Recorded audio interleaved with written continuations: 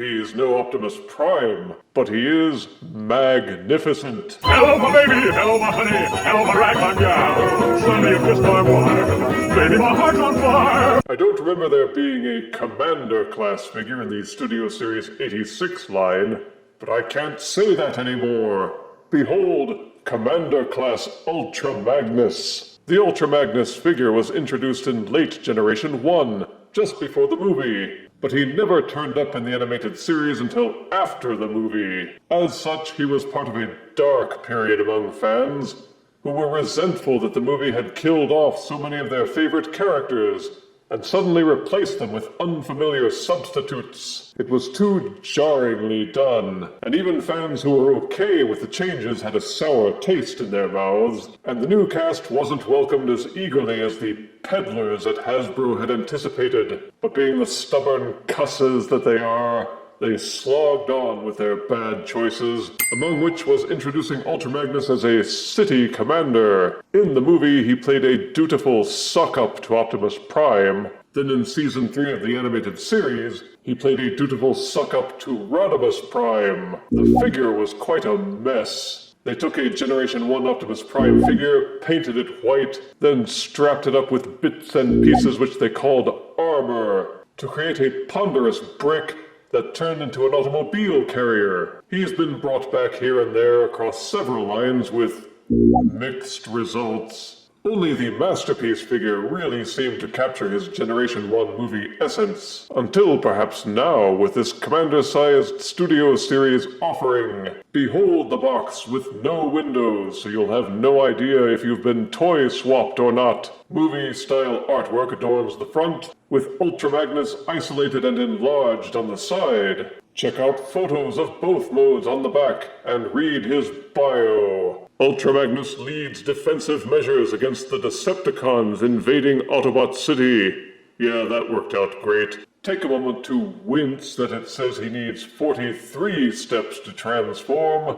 Then check out his face on the other side panel. On the top it has a picture of Bumblebee's what the heck is this thing? Now let's get Ultra Magnus out of this box and see if he delivers a command performance.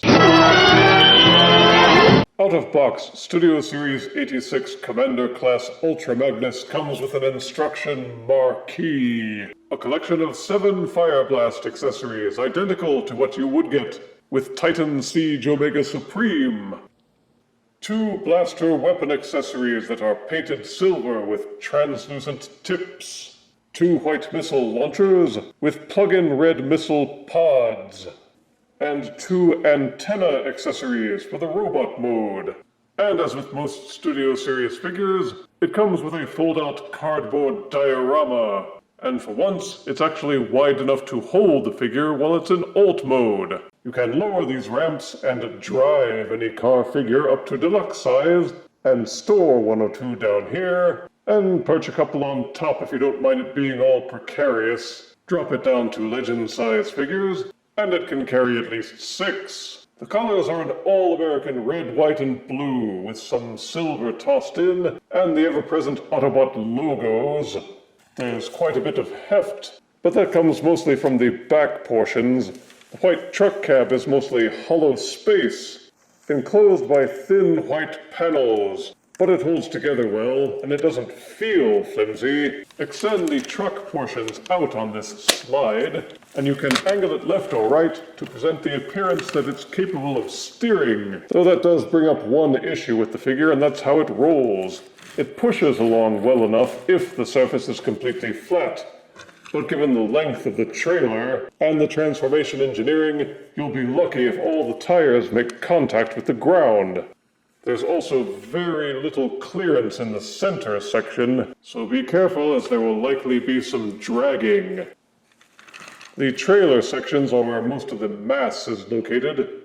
If you have everything folded and tabbed into the right place, it should all line up and hold together well. I had one section at the very back, which makes one of the robot ankle pivots, and it doesn't seem to tab in fully. And sometimes these folding panels near the cab will lean a little, so keep an eye on those. Plug one of the red missile pods into the missile launcher. There's an open 5mm port on the front left, and the front right. These are meant to be where the missile launchers are plugged, though you can also plug fire blasts into them to mount them on either side. There are also ports on these white bars near the back. All these are meant for weapon storage. There don't seem to be any additional ports, which would allow you to customize Ultra Magnus's appearance, so unless you swap these weapons out, you're stuck with the default configuration. There don't even appear to be any mini fire blast pegs. Those are the playability options. Besides those, Studio Series Commander Ultra Magnus offers another thing, and that's shelf presence. From front to back, he measures a little over a foot, over 13 inches if you include the fold-out ramp. But it could be considered a space saver if you choose to stack some of the deluxe cars in him. The white truck cab could have used a little more paint to set off some of the details, but this is definitely the closest representation of Ultra Magnus's alt mode that I've seen, including the Siege Netflix mold. When transforming, take your time. There's a lot of folding and sliding parts that can be tricky to keep track of. Keep the directions handy your first couple times through. And a magnifying glass. Start by de-accessorizing. Underneath Ultra Magnus, take the truck cab section and slide it in until it clicks in place and won't waggle left or right anymore. Underneath the truck cab, you will see Ultra Magnus's head. It folds down and tabs in underneath here. There are 2 holes in the front of his helmet and 2 tabs underneath the truck. Those peg together when transforming to alt mode to hold it in place. Go ahead and fold and tilt it backwards towards the back of the car carrier. The rear tires are on this swiveling hinge. Push and fold it so that the tires are slightly recessed. Take these panels near the middle of the carrier section, untab and fold them back. Fold these triangular portions down, then using this tab and this slot, push and jam them together. And these little blue panels fold in, not out. It's counterintuitive. Try to rotate them the opposite direction and they could snap, so be careful. The only way to get them back out is to use this little tab on the inside, and then rotate it out. But to transform to robot mode, fold it inwards and leave it. Towards the back of the carrier again, untab these arm pylons and separate them, then untab and pull them apart. Thus separated and disengaged, this entire side panel can be angled down. Fold them out on both sides, and the way this thing is engineered, you have to come back to it all again later. Once again going towards the back and the top, these tiny sections slide backwards, and also fold them down. There are yet more unfolding panels on these blue boxy portions. Swivel these panels up from the front, and again be sure to brace it near the hinges, that way you don't stress the plastic. Then brace and hold these sections, again so as not to stress anything, and rotate the entire assembly 180 degrees. These white sections here have these little folding tabs. Angle them outwards. When transforming to alt mode, there are small grooves in here that you peg the tabs into to hold the arm in place. Then each of these long sections must be folded in half using this swiveling hinge. There should be a gap provided by all the other transformation steps that will allow you to swivel and fit it neatly inside. With those steps completed, these panels can now be reclosed. Moving to these red sections, untab and swing back these panels. This will expose the robot thighs. There's a double hinge set underneath that must be extended. It only moves these sections down a fraction of an inch, but that's necessary when turning to alt mode to get these tabs to engage in these slots. You will see Ultra Magnus's cod piece here. Untab and fold it down. Use these double hinges to angle it out, then fold it down and tab it into this groove. Then above it there's this swiveling red panel.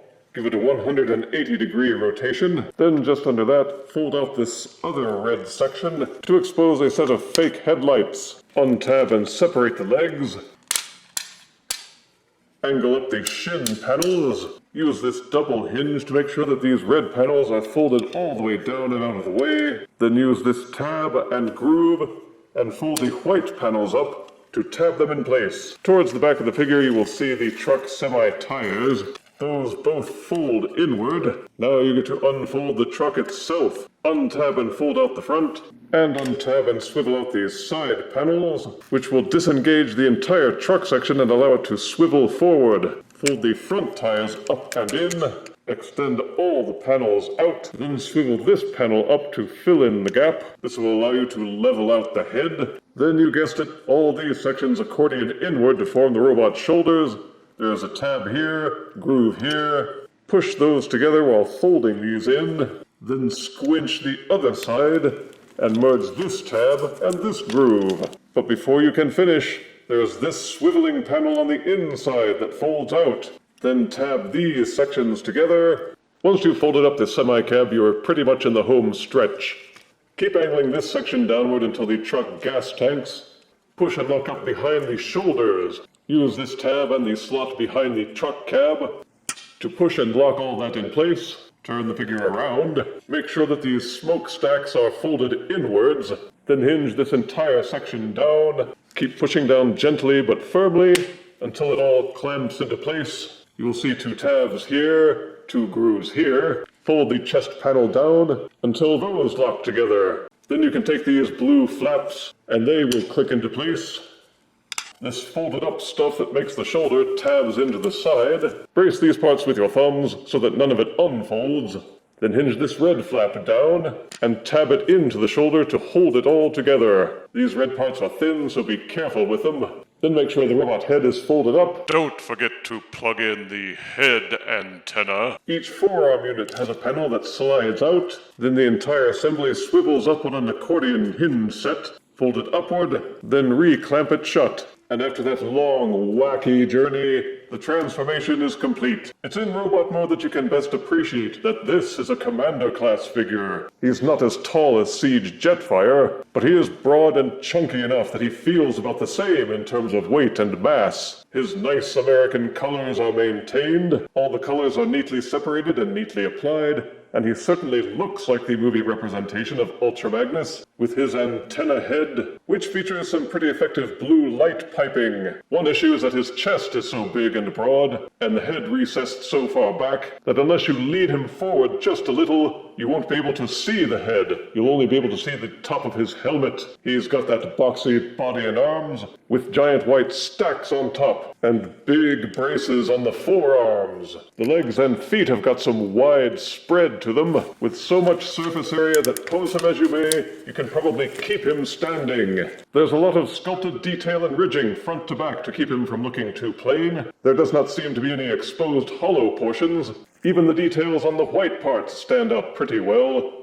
Though, as with any white parts that Hasbro makes these days, keep an eye out for any yellowing. But death, you say? Sure, it looks big, but is it any fun? Well, you can accessorize Ultra Magnus with a fire blast port on the side of each shoulder. There's also a male 5mm peg on the top of each shoulder.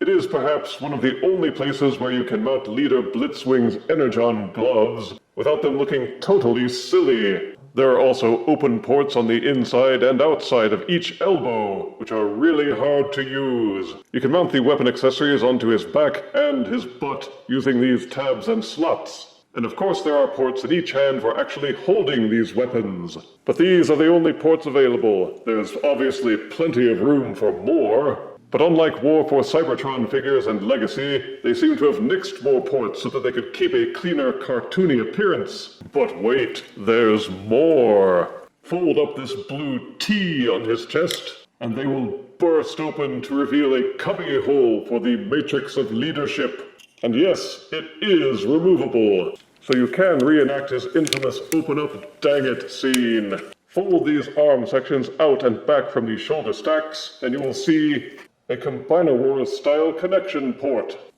It's a tight fit, but you can slide the arms off, flip aside the hip skirts a little, and you can see they did the same for the legs. The fit is really tight, so you may need to budge down this red section in order to loosen it enough that the leg will slide out and disconnect. Otherwise, you might find yourself sliding the legs right out of their mushroom ports. And this way you can also reenact his utter failure to open the Matrix and subsequently being torn to bits by the Sweeps and Galvatron, and later reassembled by the Junkions.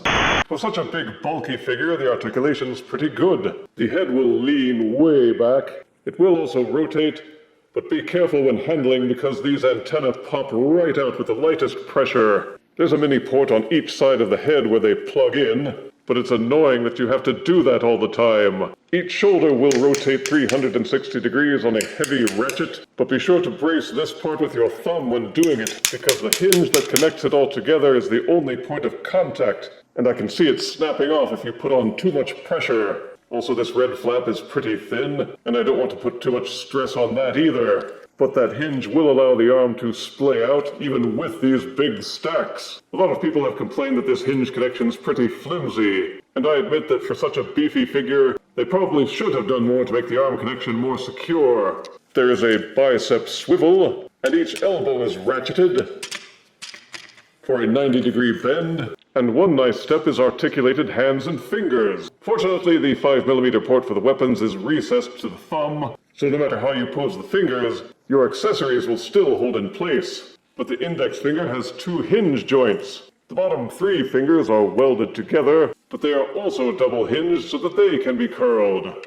And the wrist can also fully rotate. Despite all the bulk, there's a 360-degree rotation at the waist. Each leg is soft ratcheted and will kick forward this far until it bumps into the crotch. And if you tilt the butt flap backwards, you can rotate the legs backwards at least this far. And each leg can splay out. There's an upper thigh rotation, and each knee will bend backwards over 90 degrees. There's also a double hinge on the inside of the knee, which allows for greater flexibility when posing. And there's a slight ankle pivot. It would go further, but this plastic panel gets in the way and prevents further articulation. I wish the ankles could tilt forwards and backwards. That would have gone a long way to allowing more dynamic poses, but still they did jam it an awful lot. And Ultra Magnus will fit in well among your other 86 Studio Series figures, assuming you have enough room on your shelf. For size comparison, here is Studio Series 86 movie Commander Class Ultra Magnus, next to Titan's Return Deluxe Cup, and Kingdom Commander Class Rodimus Prime. Here is Studio Series Commander Class Ultra Magnus, next to Earthrise Leader / Voyager Class Optimus Prime. And here is 86 Commander Class Ultra Magnus, next to Kingdom Leader Galvatron. Look out! Fans of Ultra Magnus as a character will certainly want to investigate picking up this release. It's got a lot going for it, though the one stumbling block could be the over $90 price tag, which is an obstacle that each individual will need to gauge on their own. Positives are that the alt and robot modes are as close to movie ideal as we have seen, except perhaps for the Masterpiece figure. It's got vibrant colors with neatly applied decals. It comes with a number of accessories. It's nice and heavy, with good weapon storage, and some playability options beyond just taking up space on your shelf. You can actually use it as a car carrier, and the robot mode offers strong posing options. Negatives are that the transformation takes a lot of getting used to. There are some panels and tabs that worry me because of how thin they are. Be careful when transforming because it's easy to lose track of some of the steps. There's a deal of wasted potential in that the accessory options are limited. It could have had a lot more ports to add more weapons and armor. The head antenna keep falling off. The alt mode tires don't seem to all lie level. There's no separate minifigure to make the cab, though some may say that's a benefit rather than a liability. Some of the ratchets, especially on the arms, mean that you have to be mindful when articulating because they could easily snap. There's the potential worry that some of the white parts will turn yellow, as has been the case with several Hasbro figures where they cut corners and skimped on materials. But on the whole, this Ultra Magnus figure is an excellent acquisition for those who want a movie-accurate Magnus without having to pay Masterpiece prices. It's more costly, but you get a lot that makes it worth the price. I give Studio Series 86 movie Commander Ultra Magnus 8 out of 10 deaths. At least his figure isn't playing second fiddle. If you refuse me, honey, you lose me, then you'll be left alone, oh baby, tell them all, and tell me I'm your own.